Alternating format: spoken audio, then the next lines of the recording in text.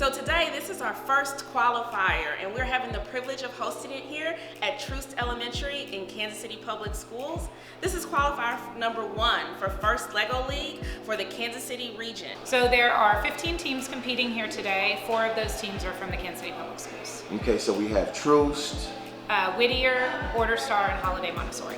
First LEGO League is a program that is directed to students between the ages of 9 and 14 years old, where they get to program, practice core values, gracious professionalism, and they also get to work with industry mentors and partners and just learn a lot about engineering, computer science, and how these skills apply to real life as well as their school life. Yeah, tell me about your role with LEGO League here.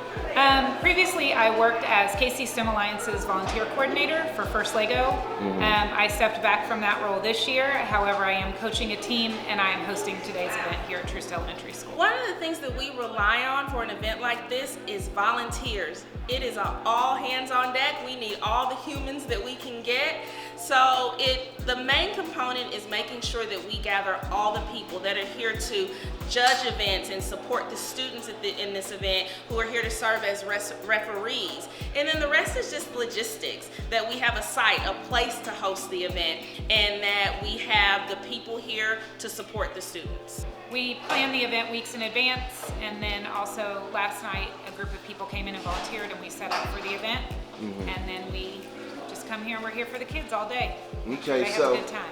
Right, so given that you have a 6-day work week, I'm sure you'll take off on Monday, right? No, never. I'll be here for my babies on Monday. Here for the babies on Monday. All right, so everything that you do with First LEGO League is volunteer? Yes, sir.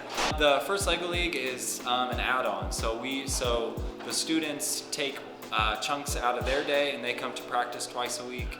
And then this is, my co-coach and I are both here as volunteers, just to get our kids that exposure and to see how all that practice can pay off. So tell me why you think it's important to give up your evenings and weekends for an effort like this. Because I like to give back to what I didn't get to do when I was younger, and I just think it's a good experience for the kids to have, especially when it comes to engineering. So all of the LEGO League coaches that are teachers are volunteers? Yes. Okay. So it's not treated with the same respect that we might treat, a sports team or varsity sports. Not at the elementary level. Not at the elementary level, okay. Now I know that Troost is one of those schools that is on the chopping block, if you will. Do you have any thoughts about that, or? I do. I don't personally agree with it because this is like a big family in this school, and the children are so used to us, and I feel like if we stayed open, that it'll bring bigger opportunities for our LEGO League to advance on. Well, of course we would no longer have our team here that is Troost Tigerbots. Yeah. Our kids will be absorbed into 2 other buildings. Currently those buildings do not hold robotics teams that are functioning. That doesn't mean we cannot have robotics teams at those schools. But it is a manpower issue and having the time to stay after school with students like that. And we host an event here, so it's also finding a new place to host an event. This is our 2nd year hosting here. It has worked very well for our students because it is a neighborhood school and they're able to get here. How hard would it be, or how hard do you think it is for folks that are not as interested in tech like we are to support a LEGO League team? Supporting the LEGO League team is actually really straightforward. The framework that First LEGO League uses is really easy to follow. So we know week 1, we're doing this day, we're doing this the next day. So going into it, I thought that, okay, well, I have an advantage, I have a STEM background, blah, blah, blah, all this. And now I'm learning like, oh, I could have done this just walking in. So it's really awesome. I've had students that I've coached in first who said when they started, they didn't know what they wanted to be when they grew up, but they fell in love with the program, they fell in love with the process, and then they became pro when they went to college and then eventually graduated and became our future engineers, mathematicians, and computer scientists. Talk about building culture and building relationships over the past 5 years and why that's important to education. Our students, once they build a relationship with us and trust us, we can get them to learn. We can solve some behavioral issues, and it's a place that they feel safe.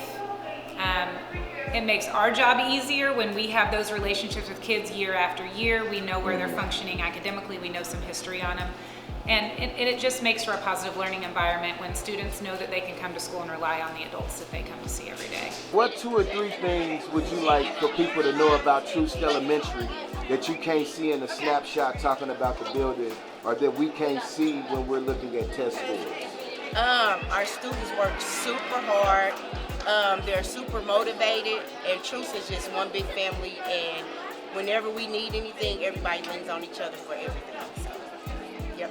We're here in Troost Elementary, one of our historic schools here at KCPS, and just like seeing it filled with, you see everything on the walls where it's filled with life during the weekdays, and we're bringing the energy from our school into this school, and it's just really amazing to see how students from all over the district are able to come to one space and to share knowledge, to support each other, and it's really helps them kind of see the bigger picture of, oh, there's a wider district community. We go to Whittier, but there are students from Border Star, from Troost, and from all over and from beyond the district. These are great kids with a lot of untapped knowledge. Our parents are very supportive. They are hardworking people. They want the best for their children, just like anybody else. They want a neighborhood opportunity for their kids, for them to feel like they're part of a school community. And you know, Troost has just been my home. A lot of the teachers have been here for a long time. A lot of our students have been here since kindergarten. This place is very important to us because it's our everyday. Yeah. And unless you're here, you really don't know what it's about. All right. Thank you so much for your continued support of FIRST, for understanding and believing in the power and impact that this program has on our students in the Kansas City region. So on behalf of myself, on behalf of FIRST and the KC STEM Alliance, I thank you all for being here. Coaches, thank you so much for the work that you do. Parents, thank you for giving up your weekend to be here with us.